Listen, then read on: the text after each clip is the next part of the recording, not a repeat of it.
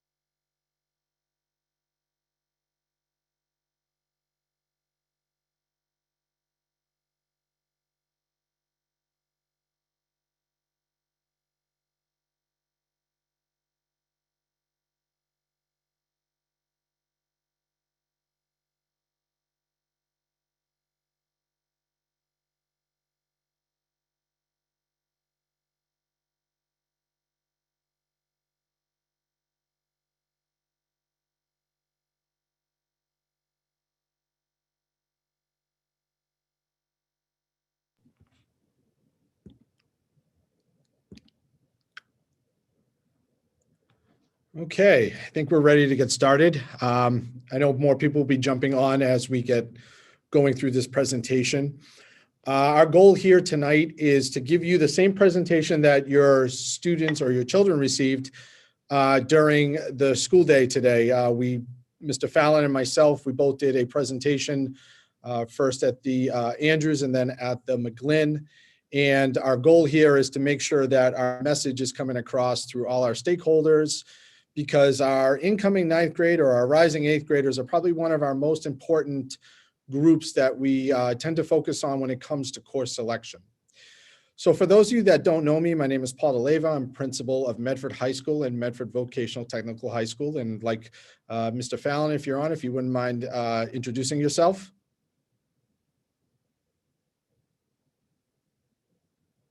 Let's see. I know he's here. I don't know if we're having some technical things, but I do know he's here. Let me just double check.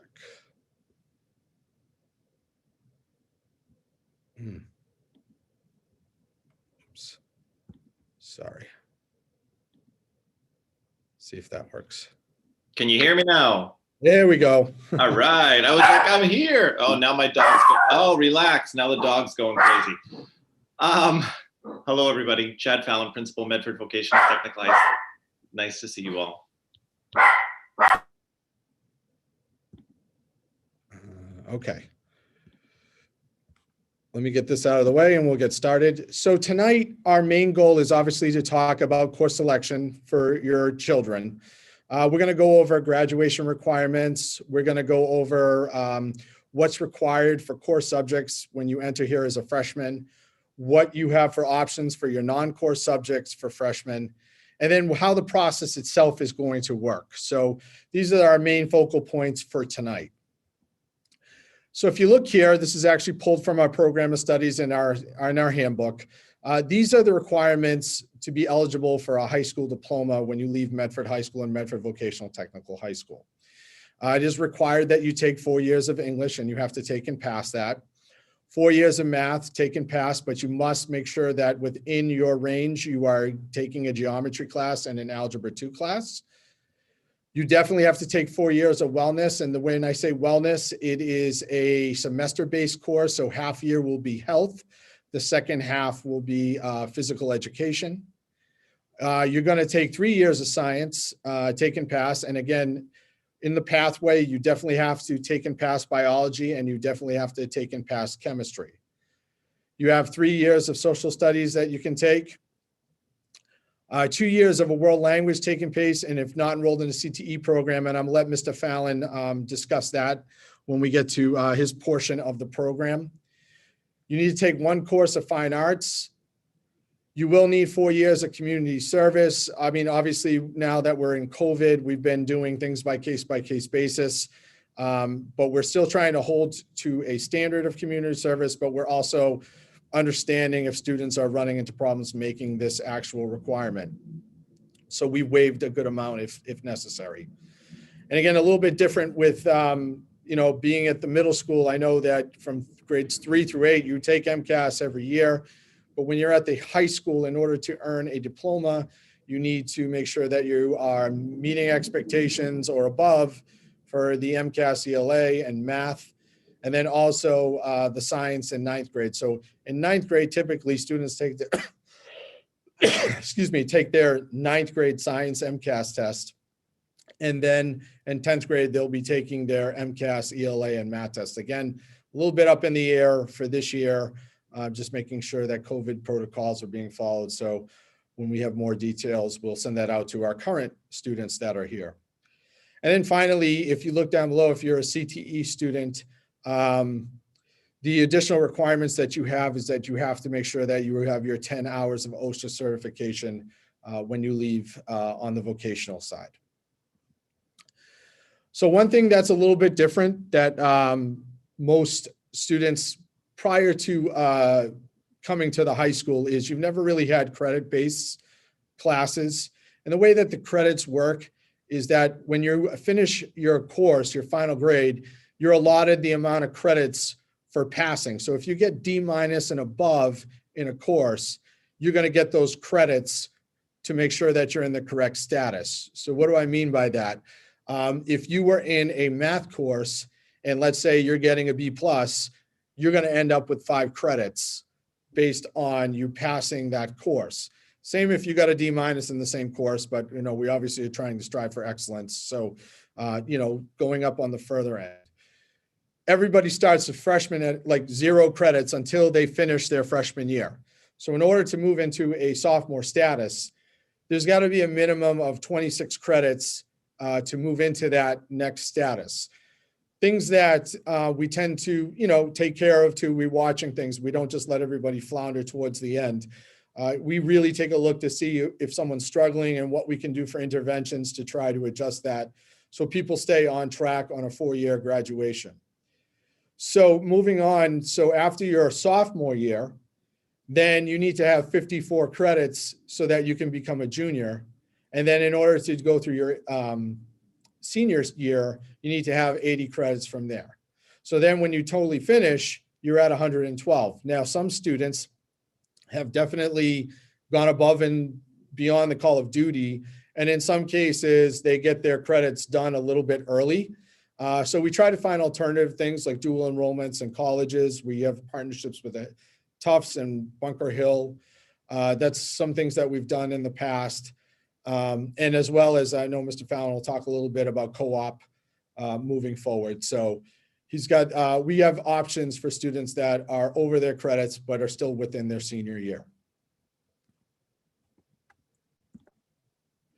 So what's a required core subject for a freshman?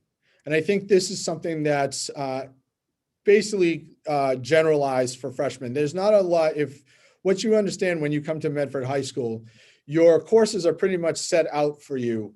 But then when you start moving as an upperclassman, you end up having a lot more choices of courses that you really want to take. But as a requirement as a freshman, you have to take these certain courses within your first year. So within English, you would have to take a college prep or honors course. Same with world history, college prep and honors. Math, you have a few choices. So for example, college prep algebra 1, we are trying to have an honors algebra 1. I'm sorry if someone can mute themselves, that would be great. He said I was here, but you didn't make sure that I heard you. You responded to me, so. No, I didn't. Okay, I think I got that one. All right, and we're back. So moving on, making sure that we do have an honors algebra class, as I was saying before, and those are intended for students that may have been struggling in algebra in 8th grade, and they want to get a shot of retaking algebra again, but they're at the honors level to do that. We also have the college prep geometry and the honors geometry. So there's a lot of different options in math. And again, the college prep geometry and the honors geometry are related to when you were taking the accelerated math class in 7th grade, and now you're in algebra in 8th grade. But I mean, we have options, and I think that's the main part for math, because I know that math tends to be, being that I was a middle school principal at one point, I know the idea of making sure that you have a certain pathway when you're going to senior year. So that's why we've sort of included in honors algebra moving forward. Science, again, 2 options. You have college prep biology and honors biology. And the thing that's a little bit different here at the high school is we consider a world language a core academic class. I know at the middle school levels, like at the McGlynn, they call it a unified arts. And I remember at the Andrews, we used to call it an exploratory, because you're not meeting the full every day of the week. But in this case, you will be when you do our courses. So there is the chance of doing college prep Spanish 1 and 2 and college prep Italian 1 and 2, because I know that's the main focuses that are down at the middle school. With the teacher recommendation, you could go right to honors Spanish 2 or honors Italian. And then of course we offer French, and I know that's not a language that's been offered at the middle school before, but if you'd like to start over and start with a brand new language, we have that option. The reason why there's no honors French is we don't have a recommendation process for that. So you would have to start off in college prep moving forward. So let's talk a little bit about the non-courses. And I guess you could say that's your exploratory or your UA. Every student, whether you're freshman year or you're in your 9th or 12th grade, you have to take a half year of health and you have to take a half year of PE. So your child will be taking basically 2 times a cycle. I'll explain that in a little bit. 2 times a cycle for a first semester, that's quarters 1 and 2. They'll probably be in a health or a PE. And then it flip-flops when you get to quarters 3 and 4, which would be semester 2. On top of that, you have 3 options. And again, I want you to think of these 3 options as buckets. So a student has the option of taking a fine arts class or a media technology class or the career technical education exploratory that's listed down that Mr. Fallon's going to explain why we have our joint togetherness, our integration of Medford High School and Medford Vocational Technical High School. And I'm going to let him definitely explain it, but I definitely want to say that this exploratory program has definitely opened up a lot of options for students starting off in their freshman year. Previous years, we used to do where you would make a determine if you were going to the vocational school really at your 8th grade, at the end of your 8th grade year, and you would be heading down that pathway. Now what we do is we give every student an opportunity in 9th grade to make a decision and to try every shop that we have available. And then basically they can make a decision whether they want to continue down that pathway or go down the traditional high school. So as I said, for the fine arts bucket, and keep that out, we have 3 different types of courses that are available: the visual arts, the music ensembles, and the music. So when we're talking visual arts, we're talking that we offer for 9th graders ceramics, design, drawing, sculpture, comprehensive art, art appreciation, and practice. We also offer our normal that you've done in, the middle schools: band, orchestra. I'm not sure if chorus is available at the middle school, but we do offer chorus as well.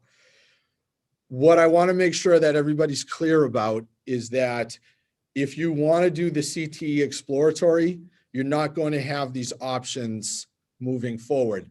We try to find ways for you to get it in later on, but for the most part, these are the conversations that we'd like you to have with your child. Can you hold off on band for a year till we can figure it out? Because like I said, the buckets need to be in, and I'll explain why in a minute before we get to the CTE exploratory. And then we have our typical music classes. Again, just like if you had at the Andrews at the Glen, we have guitar, percussion, music tech, American music theater, and advanced technical theater.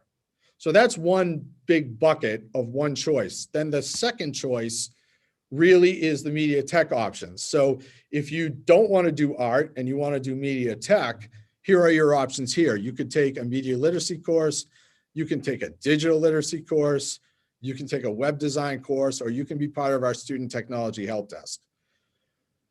So before I move on to the CTE part and I let Mr. Fallon take it over, I just want to make sure that everyone understands that the way that our schedule works, which is different than the middle school, is we're on a 6-day cycle here, meaning that when you're at middle school, I know that you're on a 5-day, 8-period down. I mean, in normal times, I know things are a little different now, but in normal times, that's how that worked. And then your Monday was the same, your Tuesday was the same, your Thursday was the same, and the Friday, etc. Here at the high school, we do it by days. So for example, if you start on a Monday, let's say it's the beginning of the school year, it starts on Monday, your first day is A day, your second day is B day, your third day is C day, your fourth day is D day, your fifth day is E day, and then your sixth day is F day, which would be on the Monday of the next week. So you wouldn't restart on A, actually A would be Tuesday of the next week. And the reason why we do this is because in order to do our scheduling, for example, these courses meet 4 times a cycle, and you have to get your PE and your health, which meets 2 times a cycle. So in order to do that let's say on an A and D day, you possibly could be in your health classes or your PE classes. Then on B, C, E, and F day, you could be in one of these classes, which would be art or media tech and our CTE exploratory. So as we move on, I'm going to let Mr. Fallon take over here, and he's going to talk about the CTE pathways for our freshmen and moving forward.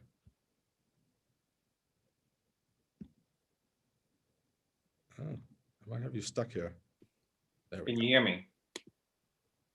Yes. All right, great. I couldn't unmute myself, sorry. So thank you for the plug, Mr. DeLeva. So as Paul mentioned, Medford High School right now, just to give you a little background, right now the high school is about 1,300 plus students, and just about half of that number of students, students have chosen a CTE pathway, career and technical education. So we have 15 programs. What we've seen over the last 4 years is a steady increase in interest. For example, electrical is one of our popular programs that fills up every year. We have students on a wait list now. Auto tech is a popular program. Construction craft laborers fills up quickly. So when I talk about these things for the next few minutes, I just want everyone to keep in mind, there is, it's gotten more competitive over the years as enrollment is increasing. So I say that because if your son or daughter is thinking of taking a CTE pathway, freshman year is important because the exploratory process is the first eligibility requirement for enrolling in a program. So for example, freshman year, all freshmen have the opportunity to go through, it would be either be period 2 or period 3, depending on where their schedule falls. And they'd rotate through each of the 15 programs. They're about 6 days each. And then at the end of third quarter, the students they pick their top 3 programs that they want to be in. While we try for everyone to get their first choice, that doesn't always happen. As I mentioned, electrical fills up and construction. So with that said, they spend the rest of the freshman year in their program of choice. Now, if they decide to stay on a CTE pathway for 10, 11, and 12, then they'll stay on for grade 10, which is 2 periods a day, the last 2 periods of the day. And then junior and senior year, it becomes 50% of your educational time at the high school complex. If at the end of freshman year, you decide you want to go back to the high school, that's totally fine. You can still participate in exploratory, but you just would not be on the CTE path moving on from there. So with that said, we have 3 clusters, if you will, of programs. I'm just going to go through them briefly now. In a normal time, I'd have you all in and would be going on tours and seeing some cool things happening throughout the vocational school, but that's not possible. So you're just going to have to deal with my elevator pitch. So we have business services, which includes automotive technology, business marketing, cosmetology, which just has a brand new salon we just opened, early childhood education, and health assisting. In our next cluster, which is construction, we have carpentry, construction and craft laborers, cosmetology, electrical, metal fabrication. In our manufacturing and technology department, we have biotechnology, graphic design, media technology, which is TV and radio broadcasting, programming and web development, and robotics and engineering. So of those 15 programs, students don't have to choose which ones they want to take. We have them rotate through each of them. And I'll tell you, over the past 3 years since we've been doing this, we thought there'd be some hesitation from students not wanting to take to participate in every program, but they have a ball. At the end of it all, you're only in there for about 6 days. So it's kind of a nice experience. And I always joke, the ones who say they don't want cosmetology, when I go down to visit, I'm like, well, you're doing pretty good on that perm set there, mister. Okay, not so bad, huh? So it's really a fun experience. And I think you'll hear that from, if you asked a sophomore, I'm sure they'd tell you that they had a great experience. And I got to just give a plug to my teachers, because this year has been like no other. And we've been delivering career and technical education remotely, which is not ideal when you think that, we pride ourselves because we work with our hands. So it's nice to get some normalcy back into the building. This year, the freshman exploratory program was 90% remote. We're only back now over the last month or so with the freshmen. So next year, we hope to be more back on track to have the students in each program rotating through. But even with the remote option this year, of the 300 or so freshmen, more than half of them chose to stay on next year in a program for 10, 11, and 12. So it just shows, the interest. So I've talked enough. If anybody has any questions, you can reach out. Mr. Fallon, I just wanted to double check to explaining how it really works as a freshman. They go through all the shops, but then what happens after on the last quarter?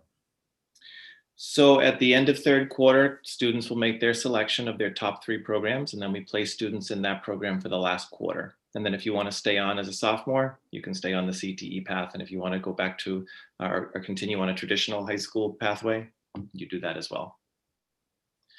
As soon as it's safe to do so, we will offer some tours in the building so that the 8th graders can come in and see the building, or we'll do something virtually. But in the meantime, you're free to reach out to me anytime you need, phone, email, chat. You can put questions in the chat and I'll take a look tonight as well.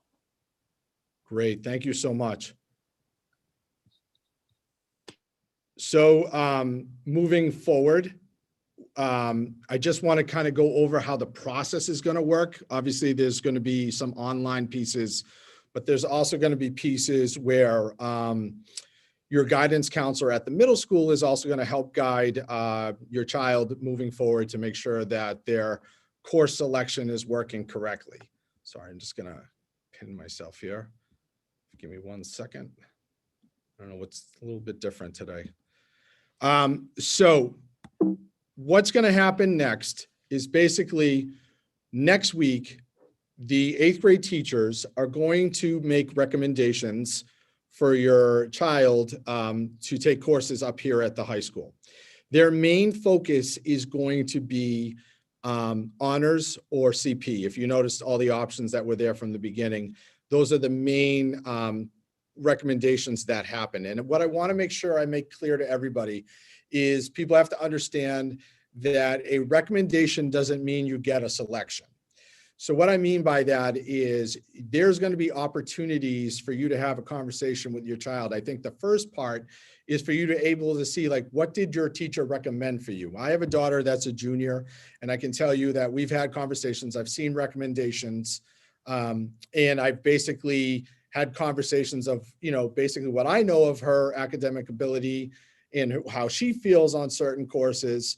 So even though the recommendation is there, you still have the option of doing a different selection. So that first week, everybody's going to be, the teachers are going to be entering in their recommendation. After that, which I should have put in there for there. After that, on the next following week, what we've done differently in the past is before we used to let students see it first and do the course selection, and the parents were the last part. We feel it's very important that you have the ability to view it prior to your child making their selections. So the idea behind this is that you're having that conversation. And even if you need to reach out to a teacher and have a discussion regarding, hey, I noticed that my child's recommended for CP and I really thought they could, move for honors. Is there something I'm not seeing? Just so you have these conversations, because it's very, very important. I mean, the idea for our process here is that we really want to try to have our students have a grid schedule before they leave school. You won't probably have your teachers down, but you will have an idea of like what period you'll be taking English and what period you'll be taking your CTE exploratory. So the following week in March, again, is your time to kind of view what was recommended. After that, the next 2 following weeks, students will enter their own course recommendations into the portal with their guidance counselors during school hours. And what we're also going to do is we're going to shut down the portal at night. So every night we're going to shut the portal down, because if we start making changes in the middle of it, things really get messed up. Because really how this tends to work is if everything's aligned correctly and we run the schedule, your student gets placed into a class and it's run by an automatic scheduler. Of course, we have to do some hand adjustments for errors or things that didn't get in. But for the most part, as long as everybody does what they're supposed to do, it tends to work out very well. So we shut the portal down in between. Then in about April, what we do is we give your children, we send them down to the middle school, and we'll post it in their School Brains portal if we can. Their course request list, they'll be sent to them so that they can see which courses they're selected to be in. So remember, I said recommendations is one point. This selection sheet is the other point, which means is basically your child's being placed in this class. From there, we have what's called an override process. So probably after April break, we'll be sending override forms down to the middle schools. So if there's something that you still don't agree with, we'll take a look at it. The curriculum director will review all the data.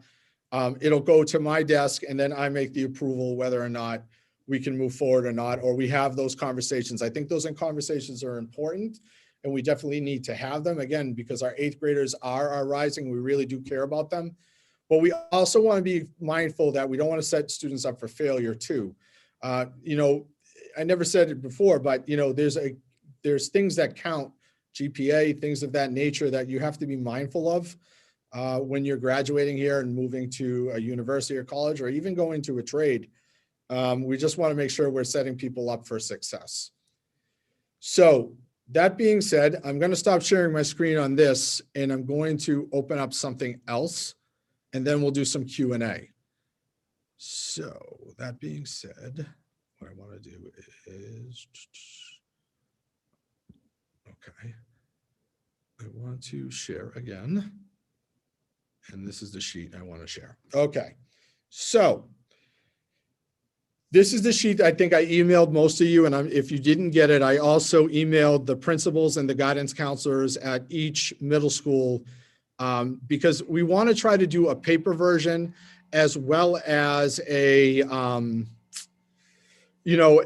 online version. I think having both really helps. And again, this form is something you can sit down and really have a conversation with your child and make the determination what's there. Now, everything that you would be going through online is also listed on the sheet. So if you look here, your ELA 9 college prep option, your ELA 9 honors option, your biology college prep option, your bio honors, world history honors. There's the language, the mathematics. And like I told you before, this part is your exploratory or your UA. And if you look here, I said there's 3 buckets, right? So here's one big bucket, which is the CT exploratory. You do not need to pick and say, oh, I want to be in automotive. We handle that on our end. We put you in the exploratory. And then as Mr. Fallon said, in the 4th quarter, that's when your child's going to finish up in a shop that they're interested in. If that's not the direction you want to go, then these are your options on this side. So band, orchestra, chorus, guitar, things of that nature. And then you have media literacy and digital literacy. And the key here too is that these are automatic. So as you see here, all students must take both courses. Yes, you're going to check off Introduction to Health and Foundations of Fitness. And then when you have everything completed, you're going to sign it. And hopefully your child, you can scan it or give it to your guidance counselor. We just really want to have it on file. So when we're making a decision on the computer-based part, we have something to back it up. You know, God forbid something happens with the computers, and we all know being on Zoom, that tends to happen sometimes. Just making sure that we have a paper version so that we can also re-enter things that we need to. So that being said, I'm going to stop sharing my screen and I am going to open it up for questions. My ask is that you go to the reactions button down below and that you please raise your hand and we'll ask you to unmute yourself. Mr. DeLeva. Oh, yes. I'm sorry, Mr. Fallon. We have a question in the chat about, can you explain how the course selection process works if a student is coming from an independent school? Oh, okay. So usually from that end of it, you would contact us at the school directly, meaning that obviously if you're coming from an outside school, we'll hook you up with a guidance counselor who will help you with the process moving forward. So if you reach out to me, myself, or you reach out to Stacy Shulman, who is our director of guidance, she'll be able to help navigate through that. So my suggestion is get that information out on the website, because that has all our contact information. Was there any other questions in the chat that I missed? Nope, that's it. Great. Does anybody have any verbal questions they want to ask? Please feel free. Oh, we did such a good job. There's no questions. That's awesome. I see some people I know out there too. Hi, Melissa. Hi, Ivy. Yeah, I see some people. Hi, Ivy. I see you too. It's nice now that I'm in my 4th year in Medford. I actually know people. It's really cool. I see Maria. I know Maria. I know there's some families I know from the Andrews, so it's good to see you again. You know, as you know, I left the Andrews right before these guys came in 6th grade. So it's good that I get to see them and actually get to know them, even though I didn't get to from that.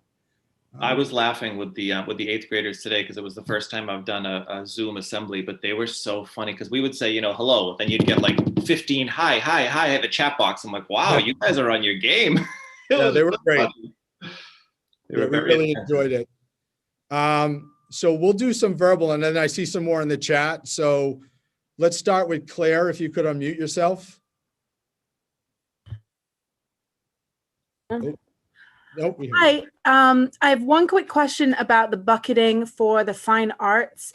If I guess this is the first instance where we're going to have to make a choice between music and art in their academic careers, because they're all in that same bucket.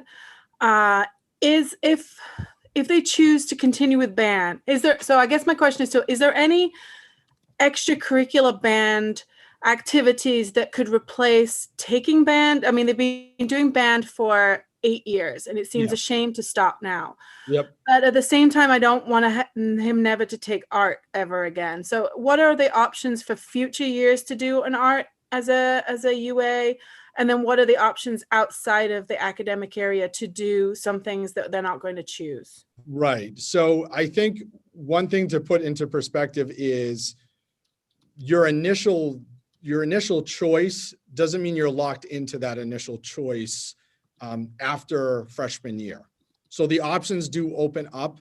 But I will say, if you start heading down a CTE pathway, your options get a little bit limited. And I don't know if Mr. Fallon explained it, like we have B week things, and we also have hybrid things. So I want to make sure that he explains that a little bit, and then I'll continue on with the extracurricular stuff. I'm sorry, I'm manning the chat here. What was the question specific to CTE? So basically, this is going to be a tough conversation for some people regarding band.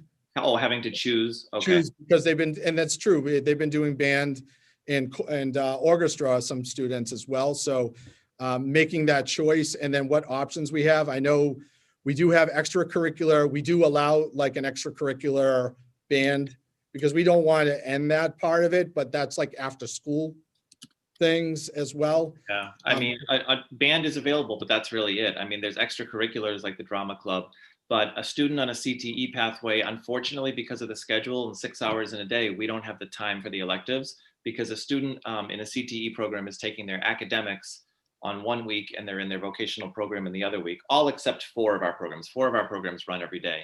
But these students are taking a double English, a double math, so there's just no room. That's just the unfortunate part about it. But you're certainly picking up an art in another way. So I think you have to think of it that way. And it's for some people, it may not work. And you know what? This is probably the first time that your son or daughter is going to have to make a decision about which pathway they go down. So I will tell you, there's no regrets though at the end. I can promise you that. There's definitely plenty of opportunities to engage in the arts and music in Medford, even if you're not taking the course during the day. Yeah, and for me to say it too is, we love to be able to offer everything we possibly can offer. What makes Medford High School and Medford Vocational Technical High School great is that we're all in one building. But that being said, we're bound by a schedule that only gives you so many choices throughout the years. So it is that kind of conversation that's there. But like you said, like, for example, we do have the extracurricular band. And obviously, like if we ever get back to the football field, yes, I want those kids participating, in the band, because that's something that they've been doing for so long. Somebody asked a question that I think what you're asking, if you're saying, can you pick special CTE courses if you're in the academic track? So I'm assuming this means if you're a 10th, 11th, or 12th grader on the high school side, can you pick like a CTE elective? I would love to get there someday, but that requires really one thing: extra staffing. I don't have the teachers to be able to provide an elective course, while I would love to offer, auto tech for a period here and there, learn how to change your tire, and culinary to learn how to cook at home. We just don't have the staff. So we really don't have any, we don't have any electives available. So it's either you choose the pathway or you don't. There was another question too about if a student follows CTE pathway, are course requirements still met if they decided to go to college? 100%. One of the biggest stigmas we're trying to still remove from voc ed is that you can't go to college after. I'll tell you, 50% of our students go off to a 2 or 4 year when they graduate. Vocational schools across the state have a higher graduation rate and a lower dropout rate. So it's really different than it was, 20, 30 years ago. So I get that question less and less, but it still is a concern. And another concern sometimes is the foreign language. A lot of private 4-year institutions will want to see 2 years of a foreign language. They'll usually waive it if you're on a CTE path, because they understand that your CTE program was your major, if you will. But that's why we offer the 2nd year online version. If a student wants to fulfill that requirement, it's there for them. I hope that answered those questions. And I'll go back to the chat here. Okay. Jim, while we're waiting, could you unmute yourself and ask your question? Yeah, this was also a CTE question. They choose their 3 top choices for that last quarter of freshman year. If they get their 3rd choice on that quarter, is there an opportunity going forward to switch to another choice? Or are they sort of in that 3rd choice for the rest of their time? No, so what we would do, inevitably, like this year, there was about 300 sophomores in the school. About 210 of them went through exploratory, and about 160 of them have chosen to stay on next year. But those 200 students are still within the 15 programs right now. So inevitably, when the students leave for next year in their sophomore year, the students that were in the CTE pathway, if there's room, we move students into their 2nd or 1st choice. Or if the student wants to make a change, absolutely. I like no program changes to be done after second quarter of sophomore year, because at that point you've almost missed half the year of the theory in that program. And the state requires that we have 900 plus hours of instruction in the field. So yes, we can absolutely look at other programs up until that point. And just to piggyback on what Mr. Fallon says too, you know, it's okay for a student to not decide to go to the CTE pathway. We have the other academic stuff from there. So let's say someone does go through the CTE pathway and they're like he said, at the end of sophomore year, I want to go the traditional high school route. We also try to, you know, figure things out. Sometimes it doesn't work out for that student and they really want to come back midway through. We do what we can to make sure that their credits are on top so that they can follow a high school path as well. And I'm talking like junior and senior year, if that's the case. But for the most part, I will say that everybody enjoys being where they are, so they don't really make that switch. But those options are always there in case it needs to be. If a child picks a CTE class at the end of their freshman year, do they take classes solely on the vocational side? Yes and no. I mean, phys ed is mixed, the lunchrooms are mixed. There are some classes, if you're in an honors level, that are on the other side of the school, but everything is integrated nicely.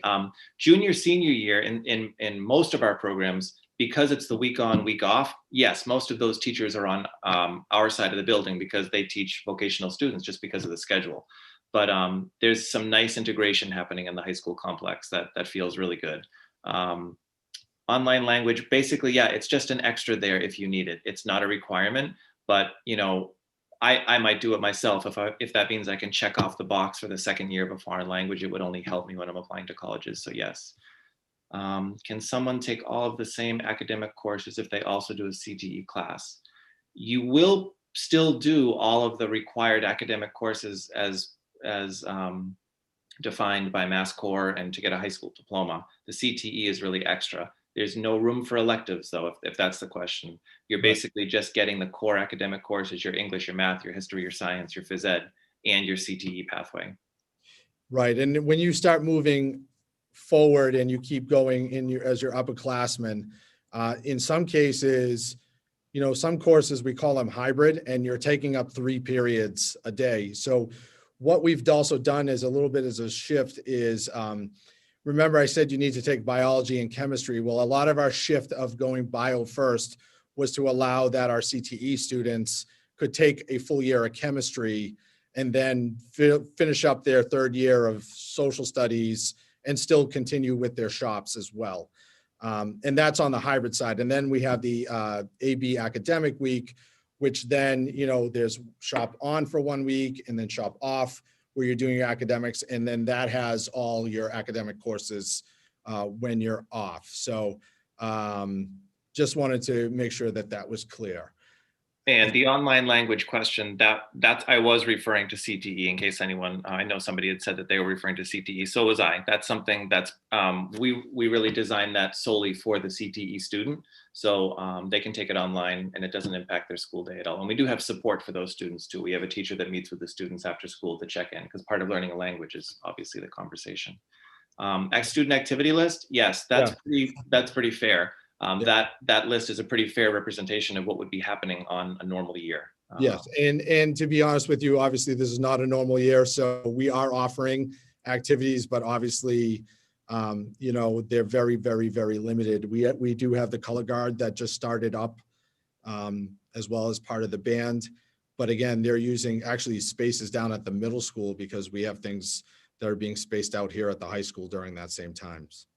So when I talked about the wait list for electrical, for example, this year, I think we have about 12 students on the wait list of the students that just went through the program. I'm actually going to be posting for a 3rd teacher for that program, which is pretty exciting. I don't think my boss knows about that yet, but more to come. So what factors? Well, when you go through the program, first we're looking at your grade in that exploratory. How did you do in electrical? Because every student gets evaluated for each rotation. So first we look at your grade. And then if we have to break a tie, then we look at student attendance, we look at grades, we kind of have to work down. So it's a fair process, but unfortunately, not everybody gets their first choice. I think that's it for the chat. I don't see any more coming through. On that end of it. Does Both both? CTE and traditional high school have the same course list as 10th grade and up? I mean, what do you think, Paul? The questions about course offerings? I think I yes. mean, There's no yeah, electives, you do. but- Like I just said, if you go into 10th grade, you're taking chemistry with everybody. So whether you're on the high school side or you're on the CTE side, you're taking that. You're taking, your English, your 10th grade English class together. So yeah, so basically, yeah, I mean, there are classes, but again, like I said, when you start moving up in grade level, and let's say you're focusing on shop, which is great. That's what we want you to focus on. You do more core academics at certain periods that might not align with just the high school schedule. So we have to kind of be creative in some cases. For example, we've done it with AP courses where a student that's on the CTE rotation, it's not perfect, but we do our best to try to make it work. So yeah. And then, yes. I think we're pretty perfect, Mr. DeLeva. Yes, you do have to take MCAS, whether you're on the vocational side or the high school side, because we are integrated. Does anybody have any other questions? Raise hands. When is the paper backup form for course selection due? Oh, when is the course selection form due, Paul? So it's in that middle time where your child will be working with, oh gosh, I'm sorry, it's the third presentation. It's the middle time when you're working with your child before you go online. So when they have the form with their guidance counselors, they should have it done by that last 2 weeks. So that they're meeting with their guidance counselor that's in the 8th grade. And then basically they're going to review the sheet and they're going to work with their students of uploading the courses that they want to be in into SchoolBrains. Sorry for the caps in the chat. I'm not yelling at you guys. I'm just. Right. So MCAS too, just so you know, like I said, you take science in 9th grade typically, and then in 10th grade, you'll be taking your ELA and math. Same way you've been doing it before on a computer-based and 2 sessions, things like that. What should students who get support in class do to an IEP? Yep. So we have a pretty amazing special ed team and ETLs. So if you are on an IEP, you'll be scheduled accordingly. You'll have whatever support classes you need. Right. And so just so you're aware, that happens at your transition meetings. So towards probably in March, the end of March and close to April, you'll be having a transition meeting and we'll lay out the options. The ETL that you will be assigned here at the high school, we'll lay out the options that you have here at the high school and show you the services that you need. So that being said, there may be some services that need to be in there that we have to figure out academically. A lot of the reasons why our media, if you notice, said 2 times or 4 times, sometimes we have to make sure that, students getting support 2 times a cycle and has the ability to do media tech another 2 times as well. With the CTE, we try to work, again, things that we try to work out and make sure that we can get that all squared away. But again, that'll be discussed more at your transition meeting. Will CTE pathway affect or limit choices available after graduation? Nope. No, Nope. not at all. It can only benefit. Yep. Like I said, even if you, let's say your junior year, you say, I want to go back to a high school route, you can definitely do that. And our guidance counselors will work with you to fill in the credits that you need to continue to get your diploma. If we want to explore dual enrollment at any time in 4 years, who do we talk with? You talk with your guidance counselor and then basically it gets brought to my attention and then I do the approval process.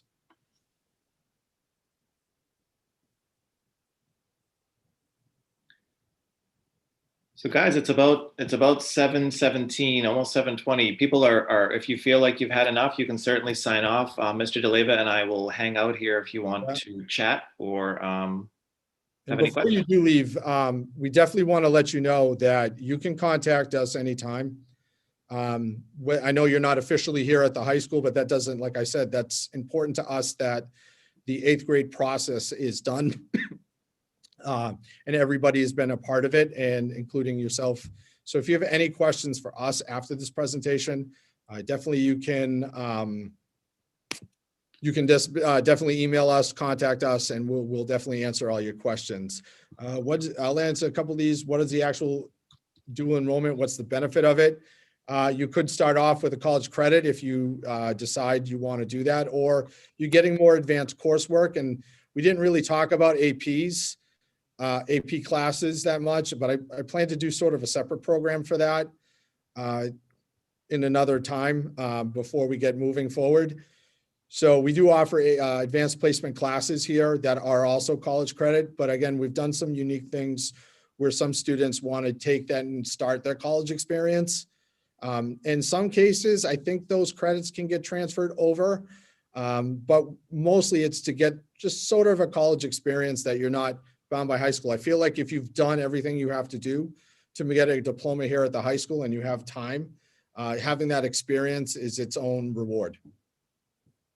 And, you know, also just to add before we close, this is a big deal for any 8th graders who are on the call and for parents too. So we want you to know that we definitely understand that this is a milestone in your child's life. So we promise to make it a good experience for them. And, you know, just so you know, when you come into the Medford High School complex, you're going to find a very, it's a wraparound type of place. And I hope you'll feel that way with your kids too. We're a family. Just a question if I'm going to share the slides. Yes, I'm going to put everything in on our website. So I'll resend out, because I have the access to the 8th grade families. I'll resend out all the links for you as well. Okay. Thank you, everyone. Yes, I'd like to thank everybody. Thank you so much for taking the time. I'm glad that we were able to meet with your children as well as do this. Again, like I said, it's very important that everybody's on the same page. So it's our pleasure to actually do this and you get to meet us. So thank you.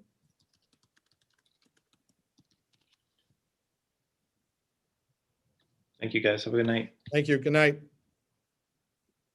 Have a good night. Thank Bye. you.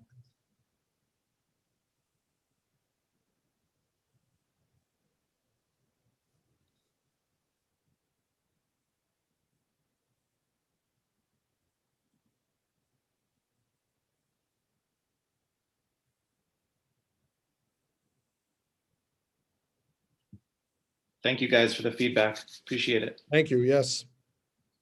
Bye, Maria. I can see you. I mean, these guys really got the best presentation, Paul. This is our third one of the day, so. Yeah, we nailed it on the third one. Club options, oh man, check the website. There's a lot of them. Yeah.